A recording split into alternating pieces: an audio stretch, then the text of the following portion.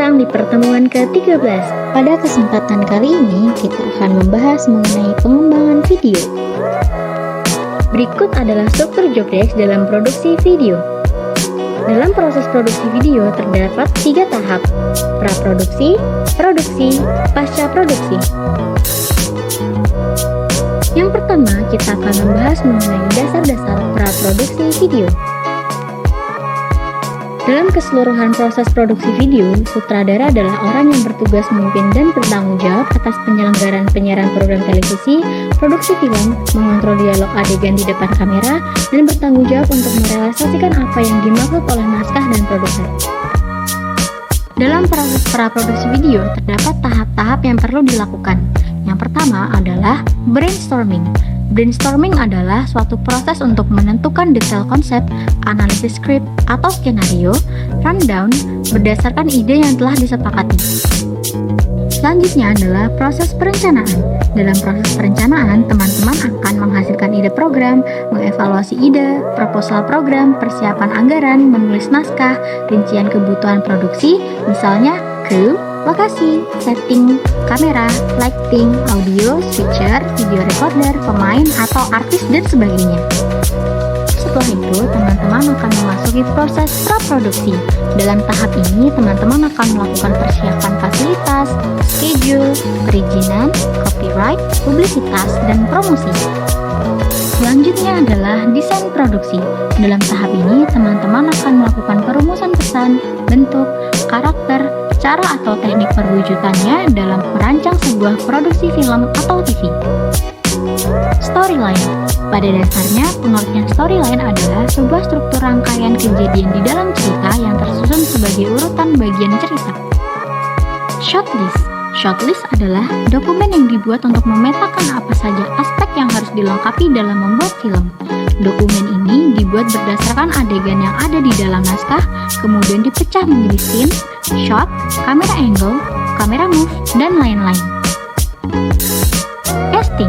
Casting adalah pemilihan atau penyeleksian pemain atau tokoh berdasarkan karakter, umur, fisik, dan lain sebagainya yang disesuaikan dengan kebutuhan skenario berdasarkan cerita. Hunting.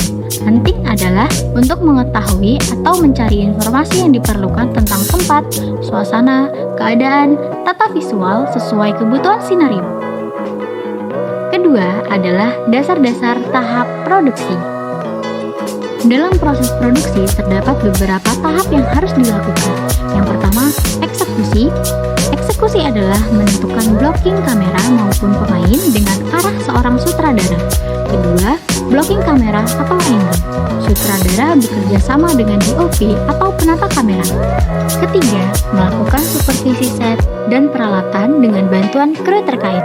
Dalam proses ini, sutradara akan berkoordinasi dengan kru terkait agar proses produksi berjalan dengan sempurna. Keempat, melaksanakan pengambilan gambar baik live maupun taping. Aktivitas ini dilakukan bersama production crew atau kerabat kerja dan pemain yang dibutuhkan sesuai dengan scheduling atau lokasi setting. Selanjutnya adalah teknik-teknik dalam proses produksi video. Yang pertama adalah setting. Setting adalah proses untuk melengkapi bagian set yang sudah terbentuk dengan memberikan nuansa artistik sesuai dengan lokasi, peristiwa, dan sebagainya, dengan menambahkan properti yang diperlukan sesuai skenario atau jalannya cerita. Lalu, komposisi. Di dalam fotografi atau videografi, komposisi merupakan cara menata elemen-elemen dalam gambar yang diabadikan ketika mengambil gambar. Salah satu contoh teknik pengambilan video atau gambar adalah rules of third, yang mana merupakan seperangkat petunjuk yang dimaksudkan untuk menolong setiap fotografer atau videografer dalam menempatkan objek atau subjek berada dalam gambar yang sesuai dengan cara dan penampilannya. Berikut adalah contoh-contoh rule of third. Kamera angle. Penempatan tinggi kamera sangat menentukan titik pandang penonton dalam menyaksikan suatu adegan, sekaligus membangun kesan psikologis penonton terhadap objek tersebut. Berikut adalah contoh-contoh angle yang umumnya digunakan dalam proses produksi. Berikutnya adalah terminologi shot. Di antaranya ada long shot, full shot, medium close up, extreme close up. Lalu, kamera moving. Di antaranya ada tilting, panning, craning, dollying, atau tracking.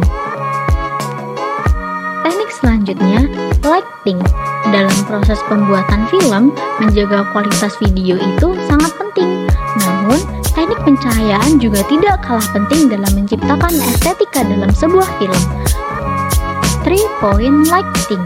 Yang pertama adalah key light. Key light merupakan sumber cahaya utama atau yang terkuat. Pencahayaan key light diarahkan dari sisi samping di depan objek yang akan diambil. Cahaya yang datang dari key light merupakan cahaya dominan dalam setting.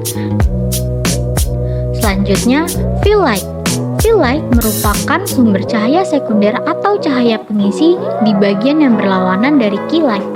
Jadi, jika key light datang dari arah kiri, maka fill light datang dari arah kanan. Yang terakhir, backlight.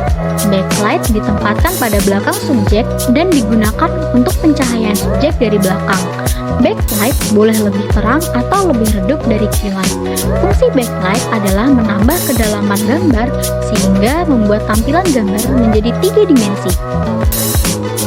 Ketiga adalah dasar-dasar tahap pasca produksi. Pasca produksi adalah salah satu tahap dari proses pembuatan film. Tahap ini dilakukan setelah tahap produksi film selesai dilakukan.